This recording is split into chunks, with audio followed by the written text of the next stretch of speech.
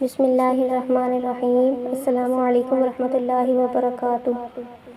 حضرت محمد صلی اللہ علیہ وسلم اپنے اصحاب کے ساتھ بیٹھ کر کبھی کبھار دنیاوی باتیں اور مزاح فرمایا کرتے تھے۔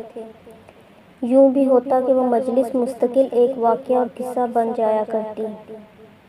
ایک مرتبہ نبی کریم صلی اللہ علیہ وسلم اپنے رفقا سیدنا ابو بکر صدیق، عمر فاروق اور عثمان کی معیت میں علی کے گھر تشریف لے گئے۔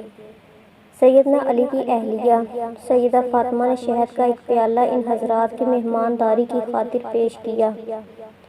شہد اور خوبصورت چمکدار پیالہ، اتفاق سے اس پیالے میں ایک بال گر گیا۔ آپ نے وہ پیالہ خلفائے راشدین کے سامنے رکھا اور فرمایا، آپ میں سے ہر ایک اس پیالے کے متعلق اپنی رائے پیش کرے۔ ابو بکر صدیق فرمانے لگے کہ میرے نزدیک مومن کا دل اس پیالے کی طرح چمکدار ہے اور اس کے دل میں ایمان شہد سے زیادہ شیریں ہے، لیکن اس ایمان کو موت تک بحفاظت لے جانا بال سے زیادہ باریک ہے۔ عمر رضی اللہ عنہ فرمانے لگے کہ حکومت اس پیالے سے زیادہ چمکدار ہے اور حکمرانی شہد سے زیادہ شیریں ہے، لیکن حکومت میں عدل و انصاف کرنا بال سے زیادہ باریک ہے۔ عثمان رضی اللہ عنہ فرمانے لگے کہ میرے نزدیک علم دین اس پیالے سے زیادہ چمکدار ہے اور علم دین سیکھنا شہد سے زیادہ میٹھا ہے، لیکن اس پر عمل کرنا بال سے زیادہ باریک ہے۔ علی رضی اللہ عنہ نے فرمایا، میرے نزدیک مہمان اس پیالے سے زیادہ چمکدار ہے اور اس کی مہمان نوازی شہد سے زیادہ شیریں ہے اور ان کو خوش کرنا بال سے زیادہ باریک ہے۔ سیدہ فاطمہ فرمانے لگیں کہ یا رسول اللہ، اگر اجازت ہو تو میں بھی کچھ عرض کروں۔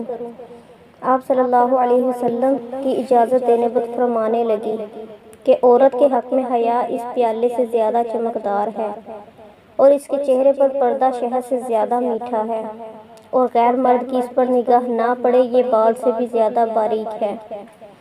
کیا خوب ہی محفل تھی۔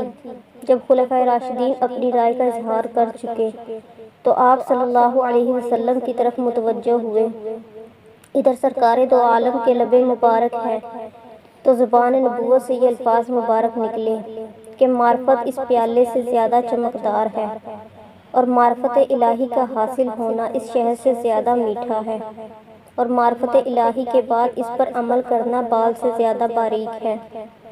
ادھر زمین پر یہ مبارک محفل سجی تھی، ادھر رب ذوالجلال سے جبرائیل علیہ السلام بھی اجازت لے کر آ پہنچے اور فرمانے لگے کہ میرے نزدیک راہ خدا سے چمکدار سے زیادہ روشن ہے، اور اللہ کی راہ میں خرچ کرنا اور اپنا مال و جان قربان کرنا شہد سے زیادہ شیریں اور اس پر استقامت بال سے زیادہ باریک ہے۔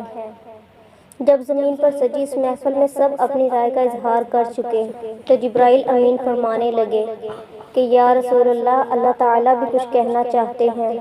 فرمایا کہ جنت اس پیالے سے زیادہ چمکدار ہے اور جنت کی نعمتیں اس شہد سے زیادہ شیریں ہیں، لیکن جنت تک پہنچنے کے لیے پل صراط سے گزرنا بال سے زیادہ باریک ہے۔ بلا شبہ یہ مجلس بھی مبارک اور ہر ایک کی گفتگو بھی مبارک۔ اس مجلس میں جہاں آقا نامدار صلی اللہ علیہ وسلم تھے، وہیں صحابہ بھی تھے۔ آپ کی یہ مجلس اور اس میں ہونے والی گفتگو ہم سب کے لیے مشعل راہ ہے۔